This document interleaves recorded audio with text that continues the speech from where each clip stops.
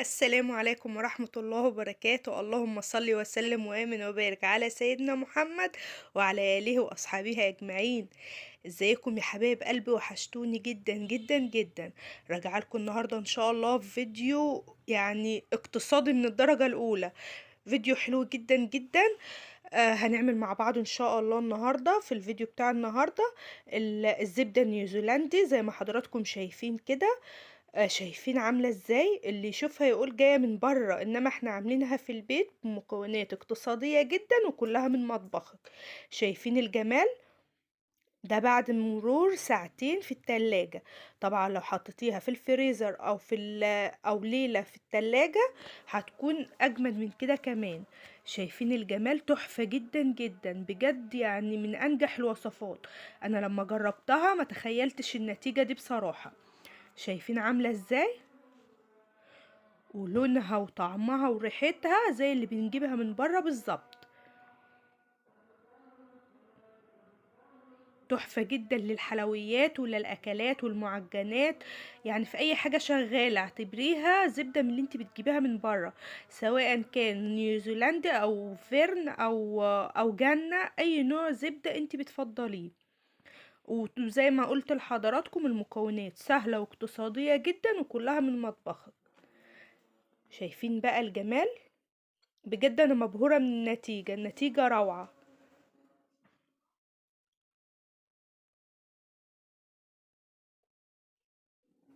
يلا بقى يا احلى اخوات في الدنيا كلها، لو لسه ما اشتركتوش في القناة بتاعتي يا ريت تشتركوا ولايك وشير وكومنت حلو كده منكم تشجعوني بيه. يلا ما نجرب حتة من الزبدة بتاعتنا كده اوريكم شكلها وهي على النار. شايفين الجمال؟ يلا ندخل على المقادير ونشوف الطريقة ازاي مع بعض. اول حاجة زي ما حضراتكم شايفين كده مقاديرنا سهلة واقتصادية جدا. معايا كوباية من الحليب، ولازم الحليب يكون من التلاجة، ما ينفعش الحليب يكون سخن، لازم يكون من التلاجة. بتضربيه كويس جدا كده في الخلاط. طبعا لو عندك هاند بلندر كويس جدا، بس انا عندي الخلاط هشتغل بيه. تمام. تضربيه كويس جدا كده في الخلاط لحديت لما بيطلع على الوش بتاع الحليب كده وهو في الخلاط رغاوي او بيعمل فوم كده. هوري لحضراتكم دلوقتي بالشكل ده كده يا حبايبي. كده انتي ماشية صح جدا. بعد كده لما بيوصل للشكل ده كده بتنزلي بمعلقة كبيرة من الخل الابيض اللي هو بتاع السلطة، اللي هو الخل الابيض العادي خالص، ومعلقة كبيرة كمان من العصير الليمون. طبعا معالق من بتاعة الاكل العادية خالص. وكمان كوباية من الزبدة اللي موجودة عندك، سواء كان نيوزيلندي او فيرن او كريستال او جنة. انا الموجودة عندي حاليا فيرن بصراحة. تمام كده. وعندي كمان كوباية من الزيت بس مش هستعملها دلوقتي، هوريكم هستعملها وقتي. وكمان ذرة صغيرة كده من الملح، يعني حاجة بين صوابعك خالص عشان لو استعملت الزبدة دي للحلويات ما تكونش مملحة. تمام. بضرب المكونات دي كلها كده في الخلاط، طبعا ضرب متقطع زي ما حضراتكم شايفين كده معايا في الفيديو. لما بيوصل معاكي بالقوام ده كده، شايفين مفيش اسهل ولا اجمل من كده. شايفين القوام عمل ازاي؟ ضرب متقطع بقى يا حبايبي. وبعد كده هننزل بالزيت سرسوب رفيع جدا كده.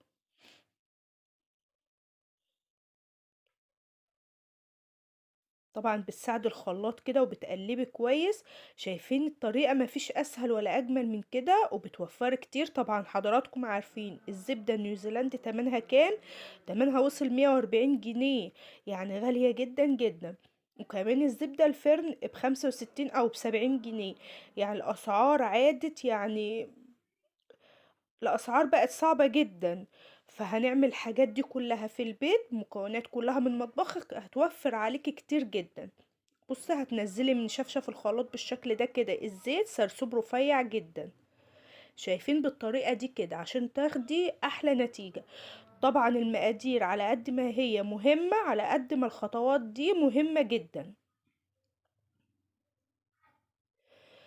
انا بصراحة لما جربت الوصفة ما تخيلتش انها تكون بالجمال ده. انا قلت اما اعملها ولو طلعت الوصفة فاشلة هطلع واقول لحضراتكم عليها.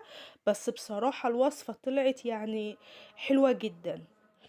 بتساعد الخلاط كده وبتقلبي بالشكل ده كده. بجد والله يا حبايبي طعمها وريحتها في منتهى الجمال. بس نصيحة مني ليكم انكم ما تحطهاش في التلاجة يعني كتير، يعني في التلاجة حوالي 4 5 ايام. لو عايزة تحتفظي بيها طبعا بتحطها في الفريزر، كل ما بتعوزي بتطلعي منها. تمام.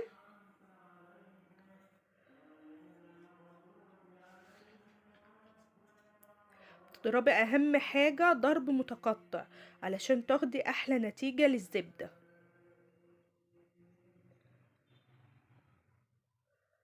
بالشكل ده كده. بتساعد طبعا الخلاط علشان خاطر الخليط بيتقل.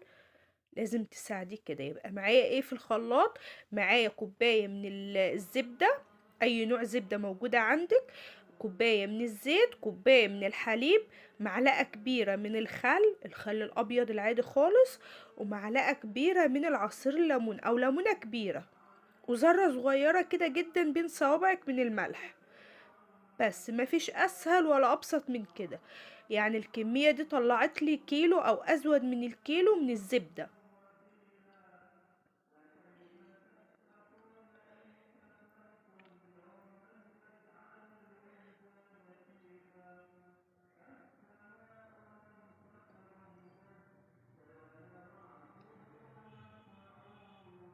المكونات سهلة والمكونات اقتصادية، بس أهم حاجة الخطوات هتاخدي أجمل نتيجة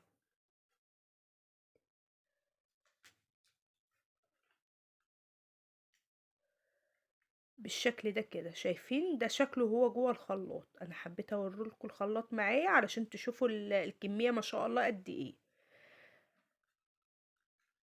شايفين بقى يا حبايبي؟ بعد كده بجيب قالب، القالب اللي هو بتاع الانجليش كيك او علبة تلاجة تكون مربعة او مستطيلة، اللي موجود عندك اشتغلي بيه. مفيش صح وغلط. تمام. بتحطي في الكيس بتاع التلاجة بالشكل ده كده، بتفتحيه كويس جدا وبتحطيه كده في القالب بتاعك، وبتنزلي الخليط ده كده. طبعا ما بتدهنيش الكيس اي حاجة، بتنزلي الخليط على طول، بتحطيه بالشكل ده كده. شايفين بقى الجمال؟ طبعا هو شكله سايل شوية، بس لما بيدخل التلاجة او الفريزر بيجمد تماما. شايفين بقى الجمال؟ بجيب كمان كيس تلاجة وبحطه عليه علشان خاطر يعني يبقى كويس كده معانا. تمام. ده كده بعد مرور ساعة او ساعتين في التلاجة. شايفين بقى الجمال؟ تماسكت وبقت عاملة ازاي معايا. طبعا لو حطيتيها يوم كامل في التلاجة او في الفريزر تاخدي نتيجة اجمل من كده كمان. بس انا بصراحة راضية عن النتيجة دي تماما. شايفين الجمال؟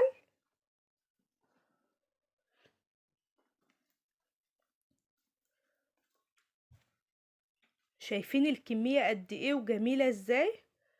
بجد لو حد شايف القالب ده من غير ما انت تعمليه هيفتكر ان انت جايباه من بره، مش هيفكر ان انت عاملاه في البيت خالص.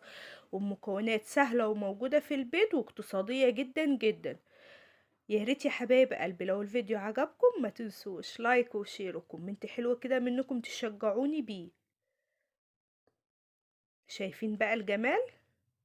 زبدة زبدة يعني مش اي كلام، تحفة جدا. بجد من اجمل الوصفات على قلبي لانها اقتصادية، والنتيجة فعلا زي ما بنجيبها من بره بالظبط. يلا بقى يا حبايبي انا عايزاكم تقوموا تعملوها دلوقتي حالا. طبعا المكونات والمقادير دي موجودة في كل بيت. دلوقتي حالا تعملوها. شايفين النتيجة حلوة وناجحة ازاي؟ وطبعا لما تجربوها هتعرفوا الريحة بتاعتها عاملة ازاي، والطعم بجد تحفة. انا بصراحة يعني مبهورة من النتيجة. يا رب الفيديو يكون عجب حضراتكم، واسيبكم على خير، واشوفكم على خير في فيديو جديد ان شاء الله. مع السلامة يا احلى اخوات في الدنيا كلها. السلام عليكم.